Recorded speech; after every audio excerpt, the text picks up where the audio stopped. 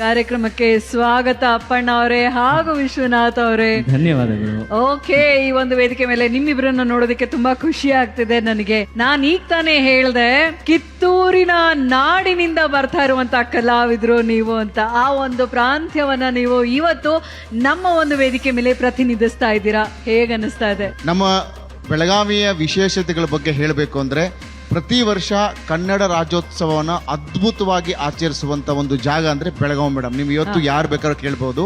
ಯಾಕಂದ್ರೆ ಬೆಳಗಾವಿಯಲ್ಲಿ ಕನ್ನಡ ರಾಜ್ಯೋತ್ಸವ ಅಂದ್ರೆ ಎಷ್ಟೆಷ್ಟೋ ಕಲಾವಿದರು, ಎಷ್ಟೆಷ್ಟೋ ಅಭಿಮಾನಿಗಳು, ಕನ್ನಡಿಗರು ಎಲ್ಲರೂ ಅಲ್ಲಿ ಸೇರ್ಕೊಂಡು ಒಂದು ಅದ್ಧೂರಿಯಾಗಿ ಆಚರಿಸುವಂತ ಒಂದು ರಾಜ್ಯೋತ್ಸವ. ಇವತ್ತು ಅದೇ ಕಾರ್ಯಕ್ರಮ ನಾವು ಮಾಡ್ತಾ ಇದೀವಿ. ಸೊ ಅದೊಂದು ರೆಪ್ರೆಸೆಂಟ್ ಮಾಡ್ತೀವಿ. ಜೊತೆಗೆ ಉತ್ತರ ಕರ್ನಾಟಕ ಅಂದ್ರೆ ಬರೀ ಬೈಗ್ಳುಗಳು ಅನ್ಕೊಂಡಿದ್ದಾರೆ, ಅದಲ್ಲ.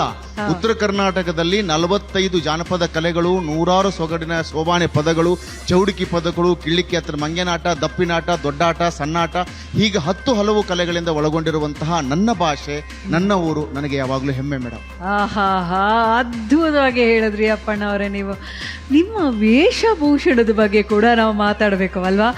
ಎಷ್ಟು ಚೆನ್ನಾಗಿ ಕಾಣಿಸ್ತಿದ್ದೀರಾ. ನಮ್ಮ ಕರ್ನಾಟಕದ ಒಂದು ಸಂಸ್ಕೃತಿನ ಎತ್ತ ಹಿಡಿಯುವಂತ ಒಂದು ವೇಷಭೂಷಣ, ಅದ್ರ ಬಗ್ಗೆ ಸ್ವಲ್ಪ ಮಾತಾಡ್ಬೋದಾ? ನಾವು ಧೋತ್ರ ಉಟ್ಕೊಂಡ್ ಬಂದೇವಲ್ಲ, ಇಬ್ರು ದೋತ್ರ ಹಾಕೊಂಡಿವಿ. ನಾವು ಮಾತಾಡೋ ಶೈಲಿ ಚೇಂಜ್ ಆಗ್ತೈತಿ. ಯೂಶುವಲಿ ಬೆಂಗಳೂರಾಗ ಹಿಂಗ್ ಮಾತಾಡಿದ್ಕೊಳ್ಳೋ ಯಾಕಪ್ಪ ಬೈಯಾತನ ಅಂತಂದ್ರೆ, ಬೈಗಳು ಬೈಯಾತನ ಅಥವಾ ಇಷ್ಟ್ಯಾಕೆ ರೂಢ್ ಮಾತಾಡತ ನೀವು ಆಗ್ತದಲ್ಲ ನಮಗೆ ಯೂಶುವಲಿ. ಬಟ್ ಎಲ್ಲಾರು ಮೆನ್ಷನ್ ಮಾಡ್ದಂಗೆ ಮಾತಷ್ಟ ರೂಢ, ಮನಸ್ಸೆಲ್ಲ ಬಹಳ ಮೃದು ಐತಿ ನಮ್ದು.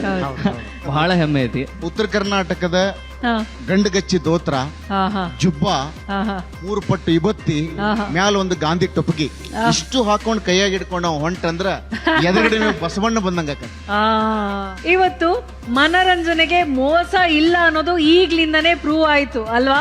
Yes madam, yes madam. ಧನ್ಯವಾದಗಳು ಅಪ್ಪಣ್ಣ ಅವರೇ. ನಿಮ್ಮ ಭಾಷೆ ಮತ್ತು ನಿಮ್ಮ ಸೌಂದರ್ಯ, ನಿಮ್ಮ ಡಯಟ್ಗೆ ನಾನು ಅಭಿಮಾನಿ ಮೇಡಮ್. ಥ್ಯಾಂಕ್ ಯು ಅಪ್ಪಣ್ಣ ಅವರೇ. Thank you so much. Thank you Vishwa ಅವರೇ. ಕಾರ್ಯಕ್ರಮಕ್ಕೆ ಸ್ವಾಗತ. ಬನ್ನಿ. ಜೈ ಕರ್ನಾಟಕ. ವಂದೇ ಕರ್ನಾಟಕ ನವೆಂಬರ್ 30 ಸಂಜೆ 6ಕ್ಕೆ.